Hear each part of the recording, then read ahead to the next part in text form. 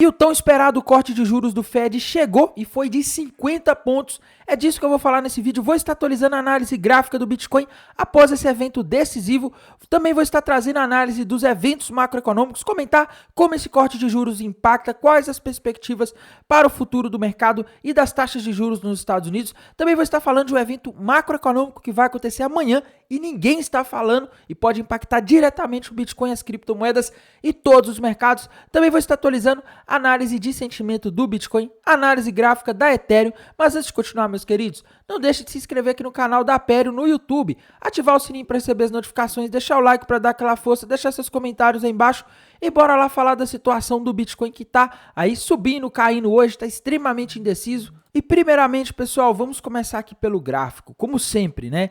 Bem, gráfico do Bitcoin, padrões aqui, difícil de enxergar, tá, meus queridos? Infelizmente, o gráfico do Bitcoin nos últimos dias não tem apresentado padrões muito claros e isso acaba sendo um problema, né, para quem é trader, porque quando você não tem padrões muito claros, você não consegue fazer projeções de preço confiáveis, tá? Então aqui no gráfico do Bitcoin hoje a gente teve movimentações rápidas, principalmente após as 15 horas da tarde, mas a gente não consegue enxergar aqui um padrão para a gente poder montar uma posição de trading e falar assim, olha, podemos operar, por exemplo, comprado com alvo em tanto, tá? Mas, pessoal, a gente teve essa reunião do Fed hoje, essa divulgação da taxa de juros, e o importante é o seguinte, tá? O mercado nem sempre reage no dia, então é muito comum o mercado demorar para se manifestar, para realmente entender o que foi falado nessa reunião. Eu acho que o importante nesse momento é a gente analisar os eventos macroeconômicos, né? Hoje as bolsas americanas também aí estão em queda, tá? O SP500 chegou a subir durante o dia, mas devolveu boa parte ali da alta. E hoje, meus queridos, o mercado simplesmente teve aquilo que ele queria sendo atendido. O mercado estava apostando que o Fed cortaria em 50 pontos a taxa de juros dos Estados Unidos e foi exatamente isso que aconteceu, tá, meus queridos? Meus amigos, esse corte de 50 era considerado um corte agressivo, tá? Isso mostra que o Fed começou num ritmo rápido e o mais importante, além desse corte de juros que era esperado, é a projeção econômica que seria divulgada hoje, tá? Hoje foram divulgadas projeções econômicas aí para a taxa de juros nos Estados Unidos, para a economia dos Estados Unidos, inflação, taxa de desemprego aí, as perspectivas dos membros do Fed para os próximos anos.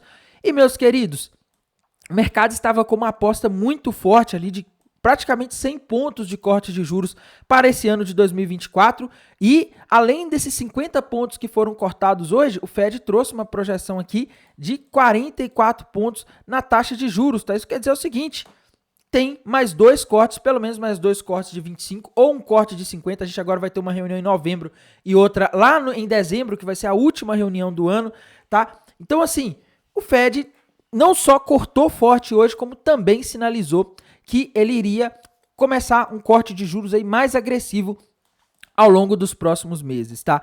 Qual que é o ponto aqui, pessoal? O ponto aqui é que ele, nas falas do Jerome Powell, primeiro, tá? Esse corte de 50 pontos poderia assustar o mercado, porque ele cortando 50 pontos, ele poderia indicar para o mercado o seguinte, olha, nós estamos começando com um corte mais agressivo porque nós estamos com medo da recessão. Mas nas falas dele, ele tentou fazer justamente o efeito contrário, né? Ele falou as coisas, pelo menos do que eu entendi, tentando mostrar, não, a economia dos Estados Unidos está forte, a gente não, ele tentou sinalizar que eles não estão cortando porque eles estão com medo da recessão e sim porque talvez não seja necessário manter mais as taxas de juros tão altas, tá? Então, o que deu a entender foi ele tentou acalmar o mercado e não deixar essa narrativa de que o corte de 50 pontos sinalizaria que a recessão estaria chegando ou que as coisas estariam ficando feias. E essas projeções de cortes de juros aqui futuros também deram uma animada aí nos mercados, mas ao mesmo tempo, pessoal, ele falou algumas coisas aí que são importantes. Tá? Ele falou que, por exemplo, os juros neutros, né, o juro neutro, que é aquele ali que ele não estimula e nem desestimula a economia, entre aspas, ele pode ser mais alto daqui para frente do que já foi no passado, antes da pandemia principalmente, tá? Essa informação é muito importante.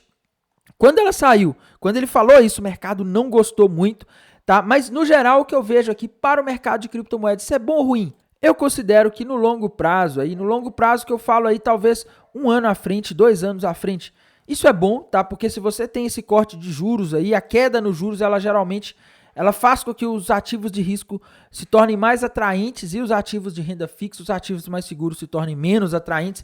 Então ela acaba provocando uma migração desse dinheiro dos ativos de risco para os ativos menos, dos ativos menos arriscados para os ativos de risco. Só que depende de uma coisa também, pessoal, a inflação, tá? O que é uma taxa de juros alta?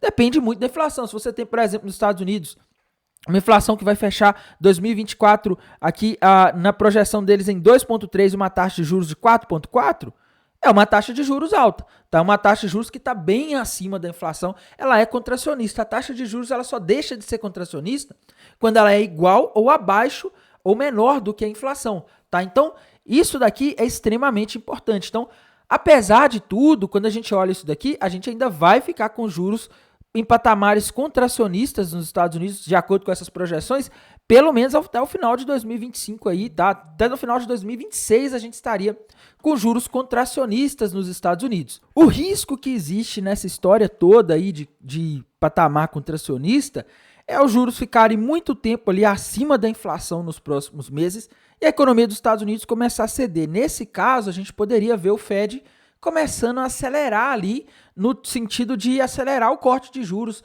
talvez até voltar a expandir o balanço do Fed, se necessário, se a economia desacelerar muito, se a gente tiver uma recessão, tá? Então, apesar desse corte de hoje, a gente ainda tem um risco de uma recessão se isso aqui se concretizar. Será que a economia dos Estados Unidos vai aguentar um juros acima da inflação por muito tempo, um juros real positivo?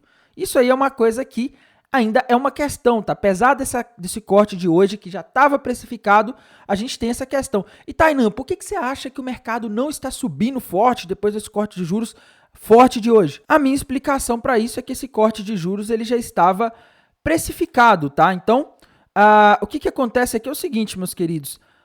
Agora, o que pode fazer preço no mercado é o que vem amanhã e depois de amanhã, tá? Amanhã, meus queridos, às 8h30 da noite no horário de Brasília, a gente vai ter o CPI do Japão, a inflação do Japão, e esse dado é extremamente importante, porque dependendo do que sair aí, meus queridos, a gente pode ter aí como que eu posso dizer?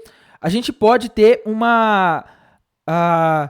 um susto no mercado, tá? Porque se a inflação no Japão crescer ali nesse mês em relação ao mês anterior, em que ela estava 2,8 na base anual, a gente pode ter uma situação em que o mercado começa a temer o Japão subindo juros mais, o que acaba enfraquecendo o dólar, o que acaba desmontando mais posições de carry trading, que foi o que fez os mercados caírem ali no início de agosto, tá? E lembrando, não é só isso, tá? Ali de noite ainda, nessa virada da quinta para sexta-feira vai ser conturbada, porque a gente também vai ter decisão de juros do Banco Central do Japão, que provavelmente vai manter, mas a gente vai ter a coletiva de imprensa, o mercado vai estar de olho no que ele vai falar em termos de coletiva de imprensa, porque ainda existe a perspectiva de mais um corte de juros, de mais uma subida de juros no Japão ainda nesse ano de 2024, tá? Então, amanhã vai ser um dia complicado na parte da noite. Em termos de análise de sentimento, pessoal, a gente não teve posições sendo abertas aqui no Bitcoin hoje, tá? Não tivemos muitas, né? A gente viu aqui uma queda do Open Interest mostrando que as pessoas estavam fechando posições e não estavam abrindo novas posições, provavelmente esperando a reunião do Fed. Acho que tem uma divergência aqui, tá? O long short rate está positivo e subindo enquanto o funding rate está caindo, né? No geral aqui, isso pode mostrar aí aumento de posições vendidas, principalmente o funding rate aqui mostra que a Binance está tendo que cobrar mais caro de quem está operando vendido, tá? Só que aqui, pessoal, a gente tem um verdadeiro contraste com o que a gente vê nos indicadores da High Block, em que eu confio mais nesse momento. Isso porque, pessoal, quando a gente vai aqui para os indicadores de sentimento da High Block, o que eu vejo aqui é o seguinte, tá? Aparentemente, temos mais liquidez abaixo do que acima. Isso impede que o Bitcoin suba, por exemplo, lá para 62 mil, onde tem liquidez?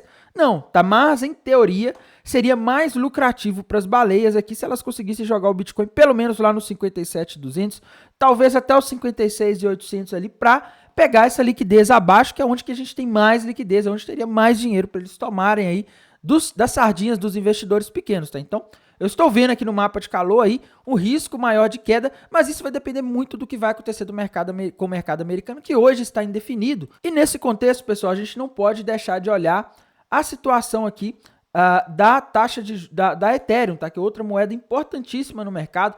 E para a Ethereum, pessoal, apesar dela não ter feito muitas coisas definitivas hoje, eu ainda vejo aquela bandeira de baixa com alvo lá na região dos $2.160.